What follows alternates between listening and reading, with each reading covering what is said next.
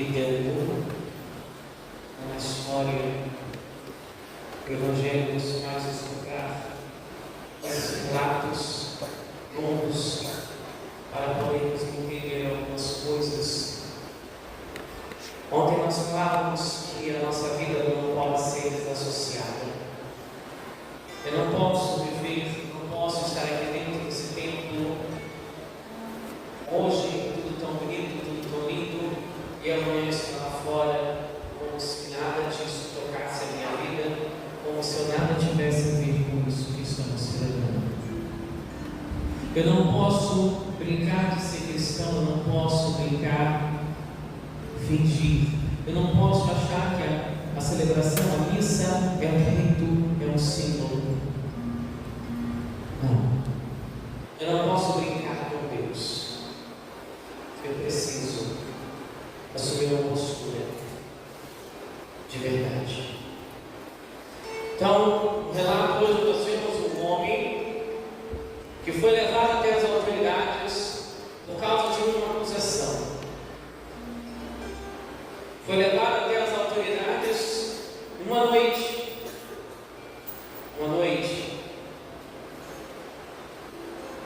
E passados pouco mais de 5, 6 horas, aquele homem que foi acusado já tinha sido condenado. Condenado sem provas, condenado sem testemunhas, condenado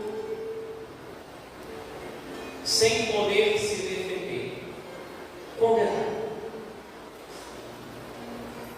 Porque na verdade a sentença já estava feita. Todas as pessoas eram dignas de um juízo, de um julgamento. Jesus não teve um julgamento. Ele foi condenado. Condenado por quê? Falávamos sobre isso no domingo passado. Alguém se lembra por que Jesus foi condenado? Sim ou não? Jesus foi condenado porque ele queria derrubar o imperador e o império. Sim ou não? Por que então Jesus foi condenado? Por quê? Mais alto. Por quê? Jesus foi condenado então pela...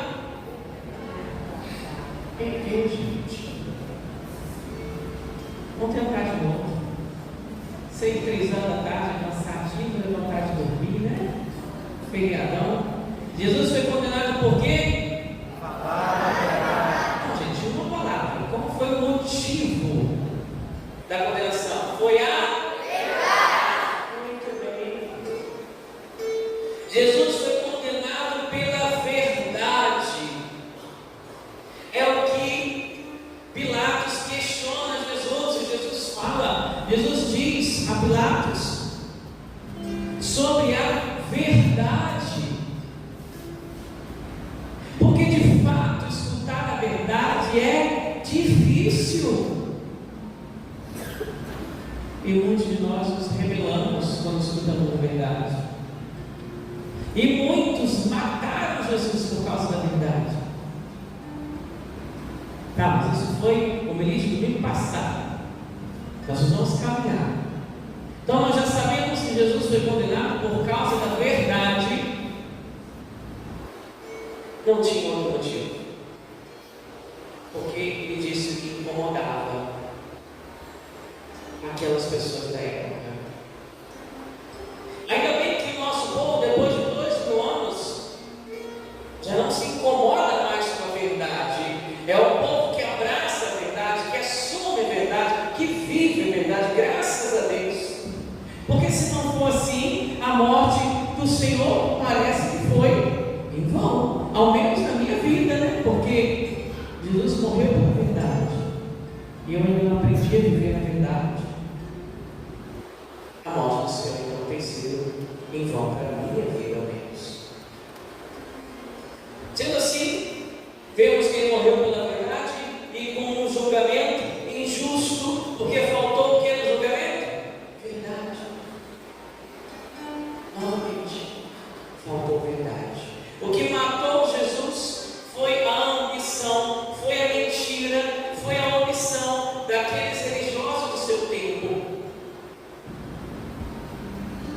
Por quê? Por causa de você. Uma coisa eu queria lembrarmos deste relato, que quando Pilatos disse para saudar Jesus, aquele povo que não gostava da verdade, pediu a Pilatos para soltar quem? Quem era Barrabás? Quem? Ladrão e homicida. Isso diz na Sagrada Escritura: ladrão e homicida. Como é que o povo escolhe um ladrão e um homicida? Talvez a verdade dure demais do seu filho, e eu prefiro me associar a ladrão e homicida. Então o povo pede para libertar Barrabás, e assim é feito. Só que Barrabás já tinha sido julgado e condenado. O julgamento que Jesus não teve, Barrabás teve. Mas vocês já pararam para pensar que Barrabás ia ser crucificado depois do julgamento? E Jesus tinha sido pego com muito pouco tempo. Jesus estava prestes a ser crucificado. Então, o que nós vamos fazer?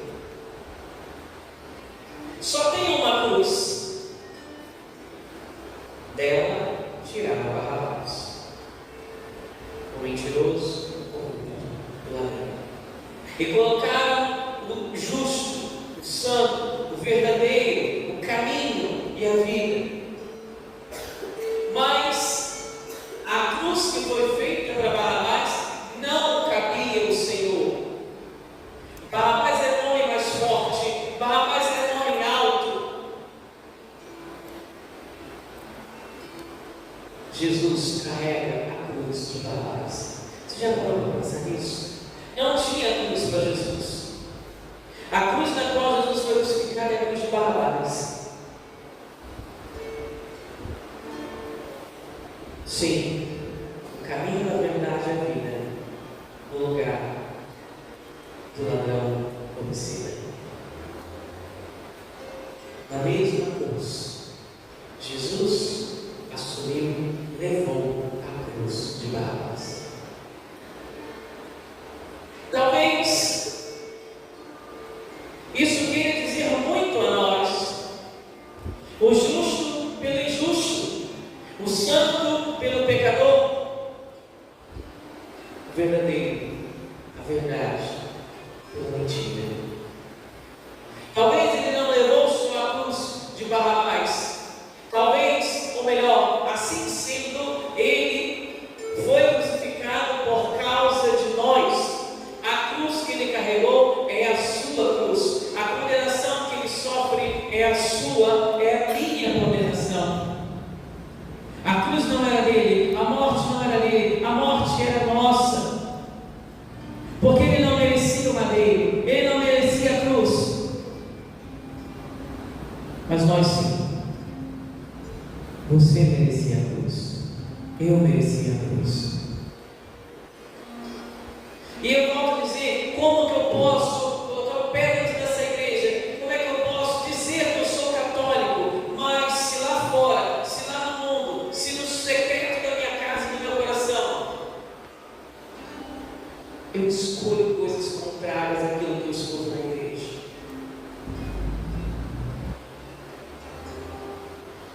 A cruz que ele carrega é a sua cruz. A morte que ele morreu era a sua morte.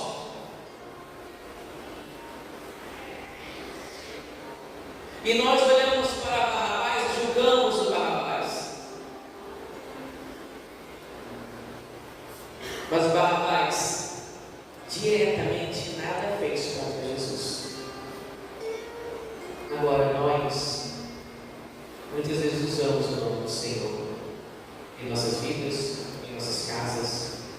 Muitas vezes nós dizemos: eu sou cristão, eu sou católico, mas a vida passa longe do Senhor. E na verdade, muitas vezes nós damos contra testemunho, muitas vezes nós fazemos um desfavor por Jesus. Talvez nós podemos ser, entre aspas, até pior que Barrabás. Porque nós conhecemos Jesus. Barrabás não conheceu Jesus. E mesmo conhecendo, e mesmo sabendo de tudo que sucedeu, nós ainda não nos despertamos para a vida. Ainda vivemos uma vida longe de Deus, uma vida egoísta, uma vida ambiciosa, uma vida gananciosa, uma vida de promiscuidades. Ainda vivemos aquilo que eu quero, não aquilo que Deus quer. A verdade. A verdade, Cristo liberta. E eu queria, nesta tarde, como disse muitas vezes, você não está aqui, Jesus não precisa da sua compaixão. Jesus não precisa da sua compaixão.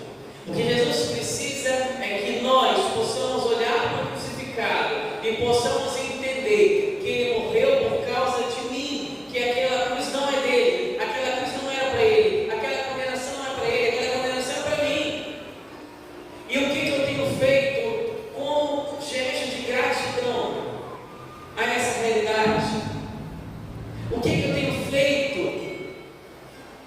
com a minha vida em relação a tudo isso? É mais fácil fingir que eu não creio, é mais fácil fingir que eu não vejo, continuar vivendo a minha vida do meu jeito, do meu jeito. Mas essa não é a vontade de Deus, você sabe disso. Então, deixe que a verdade do Cristo nesta tarde também entre no seu coração, toque no seu coração. Eu quero te pedir que nessa hora você feche seus olhos. Nós vamos ouvir o relato da crucificação a partir dos escritos da beata Ana Catarina Emmerich. Um relato onde diz o que Jesus passou. E eu quero que você lembre que Ele não merecia passar por isso. Feche seus olhos e escuta o que aconteceu naquele dia. Se coloque naquela cena. Veja diante dos teus olhos o que aconteceu com o seu mestre, com o meu Jesus. E pense: talvez nós precisaríamos mudar de vida. Talvez nós precisaríamos ser melhores. Talvez nós precisaríamos assumir de fato o que eu sou. Se eu sou Deus, eu preciso ser mais de Deus. Por isso, feche seus olhos. Escuta. É história. Não é um conto de fadas. Aconteceu. E esta mística vem nos narrar com detalhes o que foi a crucificação. Só situando, lembremos, a cruz era de Barrabás, não era para Jesus. Ouçamos. Paixão de Jesus Cristo, segundo as visões da beata Ana Catarina Emmerich.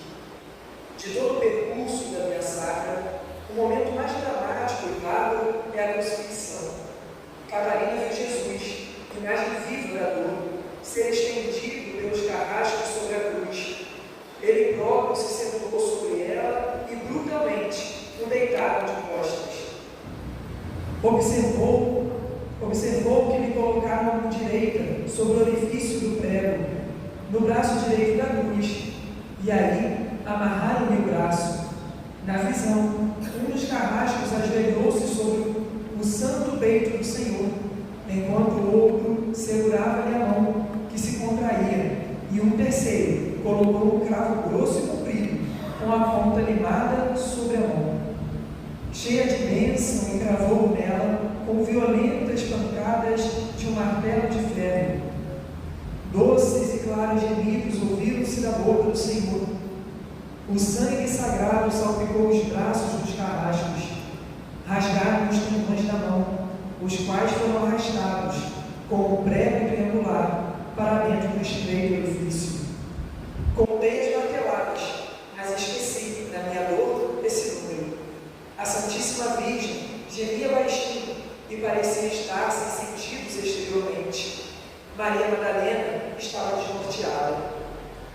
Depois de terem pregado a mão direita, os carrascos aperceberam-se que a mão esquerda, já amarrada ao braço da cruz, não chegava até o orifício do cravo que haviam perfurado a pouco mais de 2 centímetros de distância das pontas dos dedos.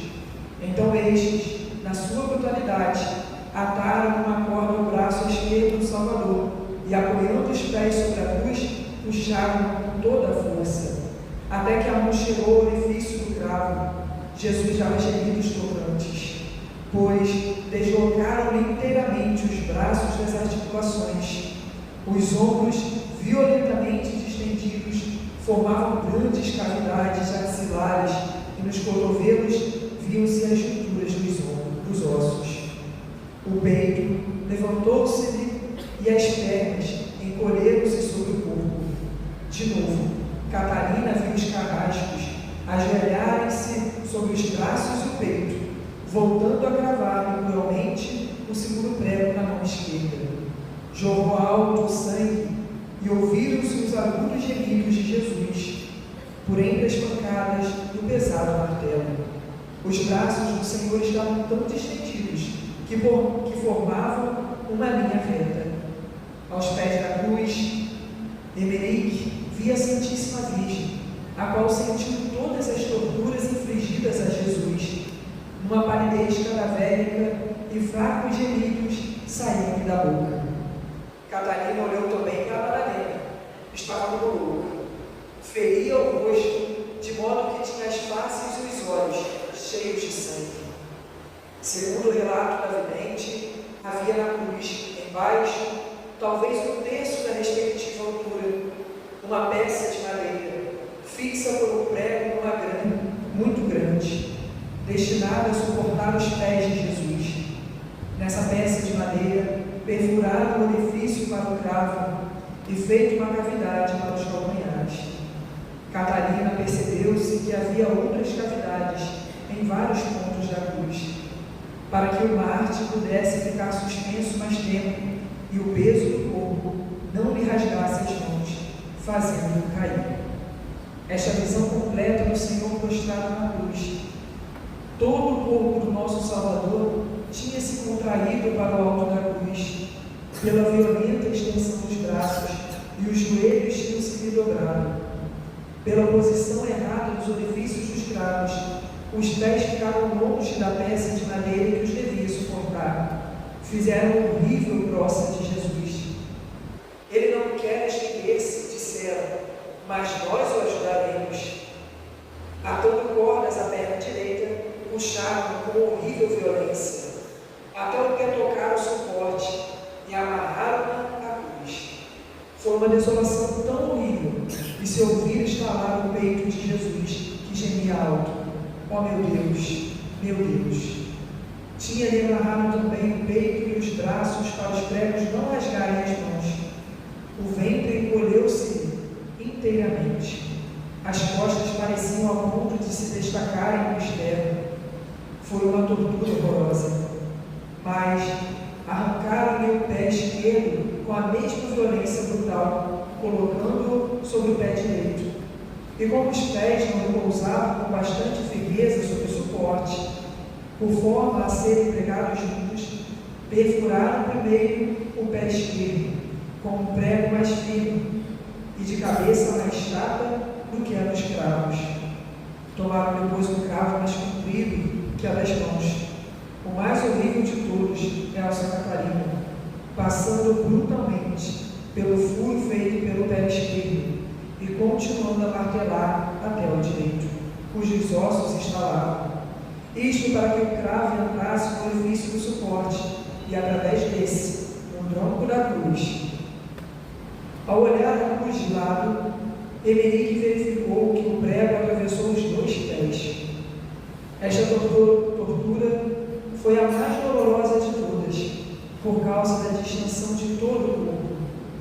Contém 36 golpes de martelo, no meio dos gemidos, claros e penetrantes, do pobre Salvador. As vozes em redor proferiam insultos e maldições, pareciam-me sombrias e sinistras.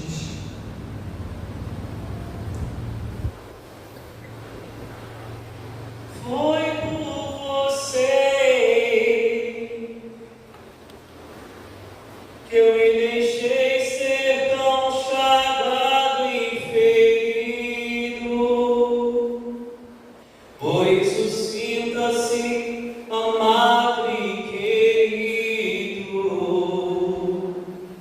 pois é o meu amor que cura a sua dor. Foi por você que na cruz meu sangue foi derramado. Por isso sinta-se querido e amado,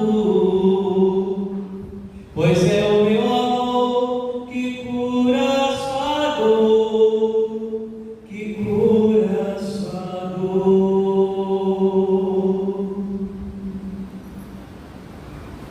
Como? Se isso não me tocar, se isso não te tocar, você vai ser procurar um médico, porque isso é psicopatia, é doença. É doença. Foi por você que eu me deixei ser tão chagado e ferido. Por isso sinta-se amado e querido, pois é o meu amor que cura a sua dor. Foi por você que na cruz meu sangue foi derramado. Por isso sinta-se querido e amado, pois é o meu amor que cura a sua dor. Oh, foi por você que eu me deixei ser tão chagado e ferido. Por isso